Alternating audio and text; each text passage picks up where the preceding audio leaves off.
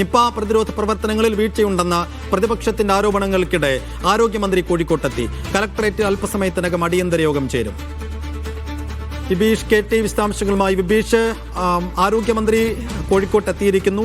കലക്ടറേറ്റിൽ നടക്കുന്ന അടിയന്തര യോഗത്തിൽ ആരൊക്കെ പങ്കെടുക്കും? എന്തെല്ലാം തീരുമാനങ്ങൾ, പ്രഖ്യാപനങ്ങൾ ഉണ്ടാകാൻ സാധ്യതയുണ്ട്?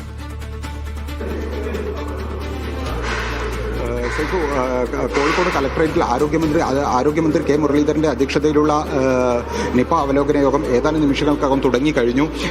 നേരത്തെ തന്നെ വലിയ ആക്ഷേപങ്ങൾ നിലനിൽക്കുന്നുണ്ട്. നിപ പ്രതിരോധത്തിൽ ഏകോപനമില്ല എന്നടക്കം പ്രതിപക്ഷം ആരോപിക്കുന്നുണ്ട്. ഇതിനിടെയാണ് ആരോഗ്യമന്ത്രി നേരിട്ടെത്തിയുള്ള അവലോകന യോഗം നടക്കുന്നത്. ആരോഗ്യവകുപ്പിലെ ഉന്നത ഉദ്യോഗസ്ഥരാണ് ഈ യോഗത്തിൽ പങ്കെടുക്കുന്നത്. ജനപ്രതിനിധികളോ MLA-മാരോ മറ്റ് അത്തരത്തിലുള്ള ആരും ഈ യോഗത്തിൽ പങ്കെടുക്കുന്നില്ല. ഉന്നത ഉദ്യോഗസ്ഥർ മാത്രമാണ് പങ്കെടുക്കുന്നത്. ആരോഗ്യമന്ത്രി തന്നെ വിശദീകരിച്ചത് ഇതിനുശേഷം താൻ മെഡിക്കൽ കോളേജിലും സന്ദർശിക്കും. അതിനുശേഷമാണ് ഇക്കാര്യത്തിൽ പ്രതികരണം നൽകുക എന്നാണ്. എന്തായാലും യോഗം ഇപ്പോൾ ഇവിടെ പുരോഗമിക്കുകയാണ്.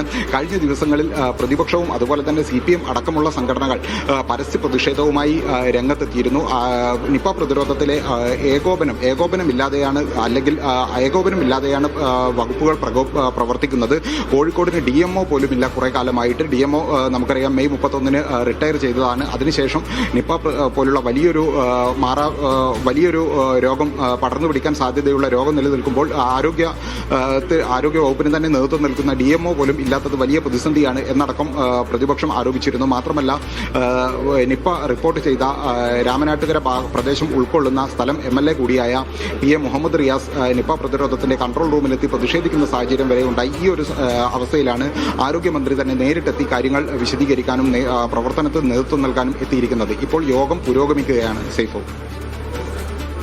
യോഗം പുരോഗമിക്കുകയാണ്. അവിടെ ഈ കലക്ടറേറ്റിൽ അടിയന്തര യോഗത്തിന് ശേഷം കെ മുരളീധരൻ ആരോഗ്യമന്ത്രിയുടെ പ്രതികരണം എന്തായിരിക്കും എന്നുള്ളത് പ്രധാനപ്പെട്ട ആകാംക്ഷയാണ്. വിബീഷ് KT ആണ് വിശദാംശങ്ങൾ നൽകിയത്.